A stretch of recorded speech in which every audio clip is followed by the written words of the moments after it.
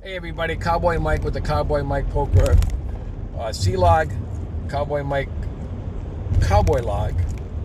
We're going to put the mask up to give the full effect of the cowboy image. Let's talk about what's coming up at Borgata, September 3rd to September 16th. There's a $4 million guarantee. The first event is September 3rd, $800, $1 million guarantee. It's going to be a good one. I'm projecting they're going to get close to $2 million in that prize pool for that one there. And the big one is the 3,500. They have a mystery bounty as well. They have all kinds of lower events going on during that whole time frame. Plus, you can play on BetMGM while you're in New Jersey. So, something that you can't do here. When you play an event here, you can't go back to your room and play online another event. But they have all kinds of events on BetMGM. And they have the 63 events in a period of 13 days at Borgata. The first one being the 800. They have the Almighty. The following week, they have a 3,500 main event, 1.5 million guarantee for that one. So it's going to be good. We're going to be down there. We're leaving on the 2nd. We'll be there for the satellite on the 3rd at 3:15 in the afternoon. It's a $200 satellite for a 1 in 5 get a seat to the $800 event. So hopefully we can get a seat that way, and we'll see what that goes. ENCORE is just finishing up their last day one of their $1,000 tournament.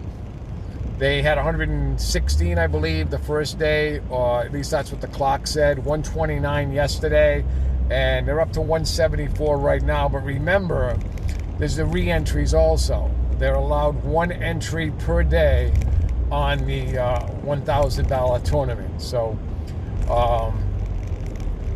we hope that those are re-entries and not extra seats, because they capped it at 120. And I don't like the cap, I'm going to be honest with you, and I don't think any casino should cap events, and I don't know who started that, but maybe they should be shot. I'm just joking. But maybe they should, it's just, the cap events are not good, because people who are driving long distances don't want to have a risk of not being able to play because of a capped event. So, a couple of instances I heard about the hospitality at ENCORE. I've experienced this myself. I also had a YouTube on it 5-6 months ago regarding the terrible hospitality at ENCORE with the beverage girls. I understand there was an incident Monday night at the game, and there was a problem with beverages being served, or it might have even been the first day 1A, and the beverage girl gave the wrong drink to the wrong person and then blamed the person and yelled at the person. And this is what I hear. Now it's a rumor. Anybody wants to chime in on that, go ahead if you were there.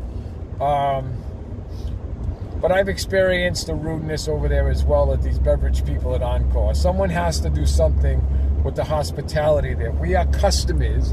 We are supposed to be treated like customers, not treated like a number or a piece of crap. And unfortunately, lately over there, even with the situation with the floor at ENCORE, there's been isolated incidents where some of the floor people take this power, this limited power that they think they have, and don't understand that the Gaming Commission oversees everything. And all someone has to do, if you're listening, is if you don't like a ruling, or if you disagree, or they were rude to you, you just go to the Gambling Commission and make a complaint, and they will definitely look into it and do something about it.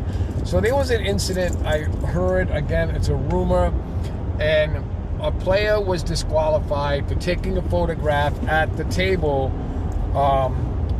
in the 1A, and was totally disqualified from the tournament, and said, you can come back when we call you. Now, I don't know if that disqualification held up or what happened, but that person should definitely go to the gaming commission because they were already in the money.